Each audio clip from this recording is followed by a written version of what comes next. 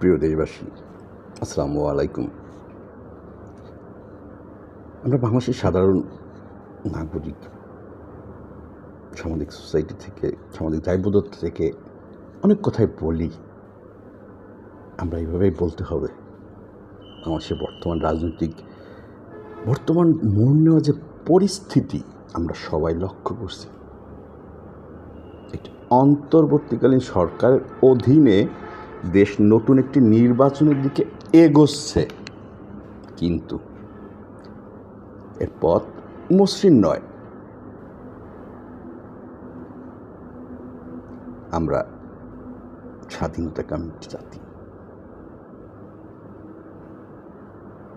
অন্ন, বস্ত্র, বাসস্থান, শিক্ষা, চিকিৎসা সর্বাধিক আমরা গুরুত্ব সহকারে দেখি, কিন্তু দিন শেষে আমরা নীতি ও নৈতিকতা থেকে নিজেদের মান সম্মানের কথা চিন্তা করি। ডক্টর মোহাম্মদ ইউনূসের নেতৃত্বাধীন এই সরকার একটি সুষ্ঠু ও নিরপেক্ষ নির্বাচনের প্রতিশ্রুতি দিলেও রাজনৈতিক দলগুলোর মধ্যে গভীর অবিশ্বাস ও অনিশ্চয়তা কাজ করছে। সাম্প্রতিক সময়ে আওয়ামী লীগের কার্যক্রম নিষিদ্ধের সিদ্ধান্ত রাজনৈতিক অঙ্গনে নতুন উত্তেজনার সৃষ্টি করেছে। আমি এ বিষয়ে আমার ব্যক্তিগত দৃষ্টিভঙ্গি থেকে কৌশলগত একটি স্ট্র্যাটেজিক্যালি আমার দৃষ্টিভঙ্গি এক লাইনে আমি উপস্থাপন করি। যেমন বিএনপি তাদের জনসমর্থন নিয়ে এগিয়ে থাকলেও দলটির অভ্যন্তরীণ বিভাজন একটি বড় চ্যালেঞ্জ। অন্যদিকে জামায়াত নিজেদের ঐতিহাসিক ভূমিকা নিয়ে কৌশলগত পুনর্বিন্যাস করছে। নতুন দল এনসিপি ও অন্যান্য শক্তির সাথে জোটবদ্ধতা ভবিষ্যতে রাজনৈতিক সমীকরণ বদলে দিতে পারে।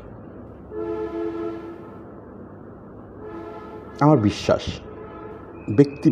আমার দৃঢ় বিশ্বাস, বাংলাদেশের মানুষ অত্যন্ত রাজনীতি সচেতন এবং তাদের মাঝে গণতন্ত্রের জন্য এক অদম্য আকাঙ্ক্ষা রয়েছে। আমার দৃঢ় বিশ্বাস, বাংলাদেশের মানুষ অত্যন্ত রাজনীতি সচেতন এবং তাদের মাঝে গণতন্ত্রের জন্য এক অদম্য আকাঙ্ক্ষা রয়েছে। প্রিয় দেশবাসী, দীর্ঘমেয়াদী স্থিতিশীলতা আমাদের প্রয়োজন।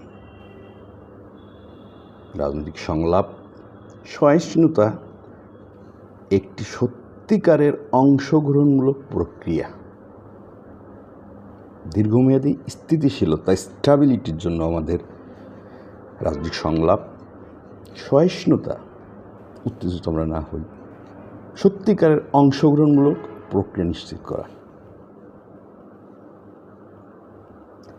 তথাপি আমি একটি প্রস্তাব, একজন সাধারণ জনগণ হিসেবে আমি ভবিষ্যতের জন্য একটি রোডম্যাপ বা প্রস্তাবনা নিয়ে আপনাদের সামনে উপস্থিত হয়েছি।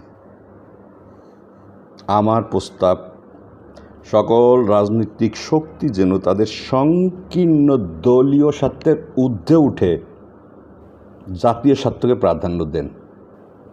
আই রিপিট, আমার প্রস্তাব, সকল রাজনৈতিক শক্তি যেন তাদের সংকীর্ণ দলীয় স্বার্থের ঊর্ধ্বে উঠে জাতীয় স্বার্থকে প্রাধান্য দেন।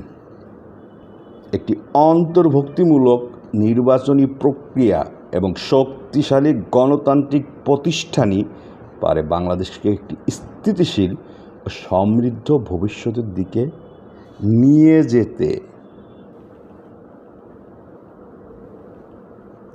দেশবাসী, একটি আশার বাণী। বাংলাদেশের ইতিহাস সংগ্রাম ও সহিংসতার ইতিহাস। বাংলাদেশের ইতিহাস সংগ্রাম ও সংহতির ইতিহাস। সংগ্রামও করতে জানি আমরা, সংহতিও জানি। এই জাতি বহু সংকট আমরা কাটিয়ে উঠেছি। আমি বিশ্বাস করি বর্তমান সংকটও কাটিয়ে উঠব ইনশাল্লাহ, এবং বাংলাদেশ তার গণতান্ত্রিক যাত্রা পুনরায় সাফল্যের সাথে অর্জন করবে। ধন্যবাদ সবাই। আসসালামু আলাইকুম।